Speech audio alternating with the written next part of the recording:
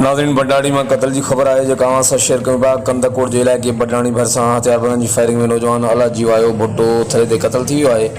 इलाइक़े के ज़रियनि ऐं मक़तूल के वारसनि मूजिबि वाक़ियो भुट्टा ऐं बंगवार तकरार तां पेश आयो आहे। ॿिए तरफ़ इतला ते हथ जी पुलिस वाक़े वारे हंधि पहुची वारसनि की मदद सां नौजवान जो लाश खणाए अस्पताल मुंतक़िल कियो आहे।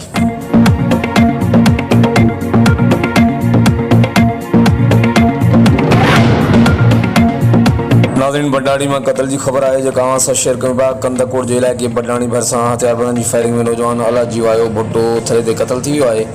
इलाइक़े के ज़रियनि ऐं मक़तूल के वारसनि मूजिबि वाक़ियो भुट्टा ऐं बंगवार तकरार तां पेश आयो आहे। ॿिए तरफ़ इतला ते हथ जी पुलिस वाक़े वारे हंधि पहुची वारसनि की मदद सां नौजवान जो लाश खणाए अस्पताल मुंतक़िल कियो आहे।